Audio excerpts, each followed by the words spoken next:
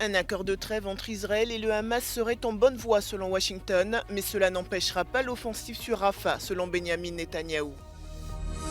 Le président ukrainien affirme que cette nouvelle année de guerre avec la Russie sera décisive. De son côté, Paris réunit les alliés européens pour une conférence de soutien à l'Ukraine. Pénurie de volontaires pour rejoindre l'armée en Ukraine, les recrutements forcés sont de plus en plus fréquents. Le parti de la gauche européenne a désigné l'Autrichien Walter Bayer pour être le candidat à la présidence de la Commission européenne. La crise géopolitique actuelle oblige l'Union européenne et l'Asie à chercher d'autres chaînes d'approvisionnement. Le corridor du milieu qui passe par l'Asie centrale pourrait devenir une route commerciale indispensable.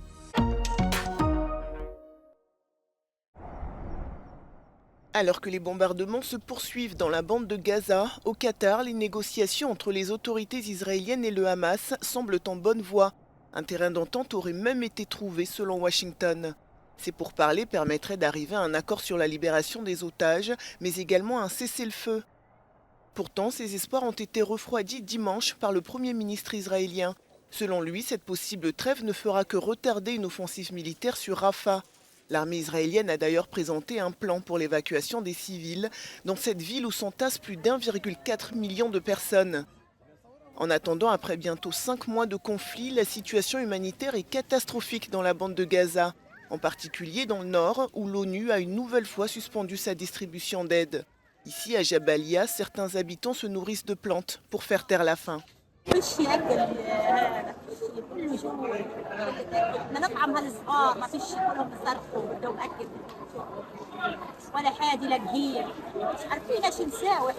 Selon l'ONU, 2,2 millions de personnes, soit la majorité de la population de la bande de Gaza, sont menacées d'une famine de masse. Selon le ministère de la Santé du Hamas, plus de 29 600 Palestiniens ont été tués dans ce conflit. Cette nouvelle année de guerre avec la Russie sera décisive. C'est ce qu'a affirmé le président ukrainien lors de sa conférence de presse sur le 2e anniversaire de l'invasion russe. Il a également rappelé que cette victoire dépendait de l'aide fournie par les alliés occidentaux. Чи Україна програє в цій війні? Я впевнений, що ні. Найважче було 24 2 роки тому. Принаймні, у нас немає тієї альтернативи не перемогти. Немає можливості програти, тому що таке Україна програє? Програє, нас не буде нашого існування. Dans la région de Donetsk, proche du front, une frappe aérienne a ciblé la gare de Kostiantynivka et ses bâtiments voisins. Cette frappe n'a fait aucun mort selon les autorités locales, mais une femme serait toujours coincée sous les décombres. Quelques dizaines de kilomètres plus loin, Moscou a publié les images de la ville d'Avdiivka, passée sous contrôle russe la semaine dernière. Une victoire symbolique et stratégique pour l'armée russe depuis la prise de Bakhmout l'année dernière. De son côté, Paris a annoncé tenir une conférence de soutien à l'Ukraine ce lundi.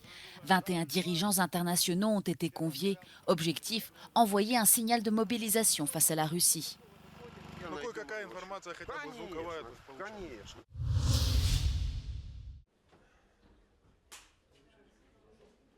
Pénurie de volontaires pour rejoindre l'armée en Ukraine, les campagnes de recrutement n'ont plus l'effet escompté sur la population. Au début de la guerre, il y a 2 ans, il y avait pourtant d'interminables files d'attente devant les centres de recrutement. Mais depuis, l'engouement s'est relâché. En cause, l'échec de la contre-offensive de l'été dernier, couplé à la baisse des aides occidentales qui n'encouragent pas à rester optimistes. Перед нами стоїть задача звільнити всю Україну, включно з Донбасом, з Кримом, вийти на кордони 91-го року. Задача амбітна і, на жаль, без додаткової мобілізації, без нових побратимів ми не справимося. Les Ukrainiens ont conscience de la situation compliquée le long de la ligne de front qui s'étend sur 1000 km. Mais la mobilisation n'est pas forcément bien vue. Дуже погано, тому що люди втрачають своїх рідних, а це дуже плачевно. Такого не має бути, тому що примусово мобілізувати людей це не окей.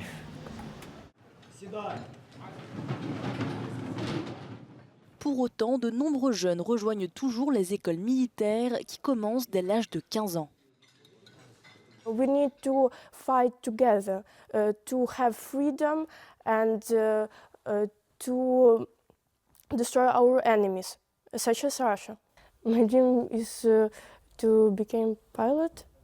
I think I will fly on F-16. It's very possible. Certains conscrits n'ont pas été démobilisés depuis le début de la guerre il y a 2 ans. Le président ukrainien Volodymyr Zelensky voudrait leur permettre de prendre congé. Le but des autorités est donc d'augmenter les effectifs de l'armée, mais les contraintes légales autour du renforcement de la mobilisation font débat au Parlement.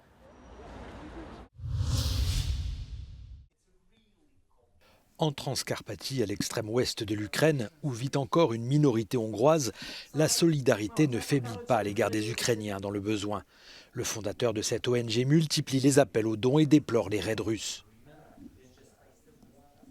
The Russians are destroying warehouses more than our military bases.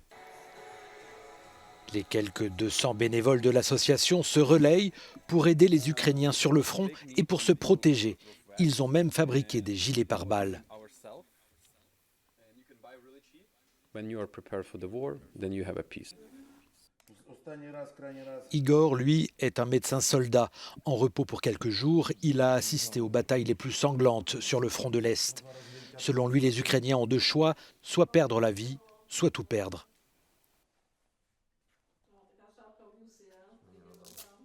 Не ходжу прямо так, от коли йде штурм.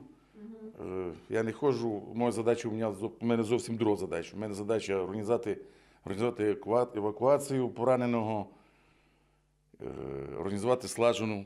Dans cette région appartenant jadis à l'Empire austro-hongrois, les liens sont toujours aussi étroits avec la Hongrie toute proche. Mais beaucoup craignent que la politique pro-russe de Viktor Orban ne divise les communautés. Mais cela ne s'est pas produit, même si la situation pourrait empirer. A háború második évében fordulni látszik a kocka, és a felmérések is azt mutatják, hogy folyamatosan csökken azok száma, akik bíznak a politikailag megjelölt célok, tehát a 91-es határok az EU és NATO csatlakozás elérésében. À Užhorod, à l'abri des raids aériens, ou à Kiev, régulièrement bombardés, les familles comptent aussi leurs disparus, des soldats fauchés par une guerre meurtrière qu'ils n'ont jamais souhaitée. Le parti de la gauche européenne s'est choisi lui aussi un candidat principal, ou Spitzenkandidat, pour la présidence de la Commission européenne. Issu du parti communiste autrichien, Walter Bayer, 70 ans, ne sera toutefois pas candidat aux élections européennes. Parmi ses principaux défis, son manque de notoriété à Bruxelles et en Europe. Frankly speaking, Europe is not only Brussels. Europe is 27 nations, and it is hundreds of cities, and it is millions of citizens. And the European left and the Spitzenkandidat wants to be the voice of these people, of which the voices are very rarely heard in Brussels. Walter Bayer sera notamment en concurrence avec la présidente sortante de la Commission, Ursula von der Leyen, qui vient d'annoncer sa candidature. À ce stade, les perspectives électorales de la gauche ne sont pas bonnes. Le parti aborde les prochaines européennes dans un contexte de division et les sondages annoncent un plus grand appétit des électeurs pour les listes nationalistes ou d'extrême droite.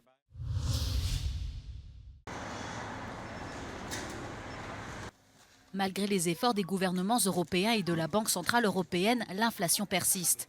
Aux coûts élevés de l'énergie s'ajoutent les multiples crises géopolitiques qui jouent également un rôle clé.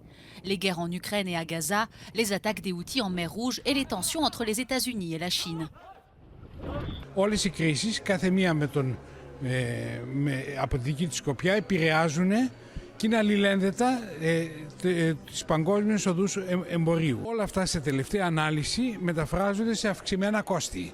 Αυξημένα κόστη μεταφορών, αυξημένα κόστη ασφάλειας, αυξημένα κόστη επικοινωνιών. Les corridors de transport de l'Asie vers l'Europe et les chaînes d'approvisionnement des produits consommés par les Européens ont été perturbés, entraînant une augmentation significative des coûts finaux. Θα σας πω ότι το τελευταίο τρίμηνο στον χώρο του κοντέινερ είχαμε 1 με 2 φορές επάνω την αύξηση του κόστους της μεταφοράς. Afin de garantir des marchandises en quantité suffisante pour les clients européens, il est nécessaire de développer de nouveaux corridors de transport, selon les experts du 5e Forum des Balkans et de la mer Noire au port du Pirée. Aujourd'hui, le corridor du milieu qui relie la Chine à l'Europe en passant par l'Asie centrale et la région de la mer Noire est la route privilégiée. People are thinking about the alternative, another corridor from Europe to East Asia. There are three possible alternatives. If the Black Sea can be the central corridor, it also will partly depend on Piraeus port and will go through to north to Hungary and to Central Europe. L'Union européenne et la Chine veulent développer ensemble le corridor du milieu afin de relever les défis géopolitiques actuels et renforcer la sécurité des chaînes d'approvisionnement. Au Brésil, des milliers de partisans de l'ancien président Bolsonaro lui ont manifesté leur soutien ce dimanche à São Paulo. Jair Bolsonaro affirme être victime de persécutions politiques depuis qu'il a quitté ses fonctions. Condamné pour avoir abusé de son pouvoir et jeté des doutes infondés sur le système de vote électronique du pays, Bolsonaro ne peut plus se présenter aux élections durant 8 ans. La police brésilienne enquête à présent pour savoir si l'ancien militaire a incité à un coup d'État manqué après avoir perdu les élections de 2022.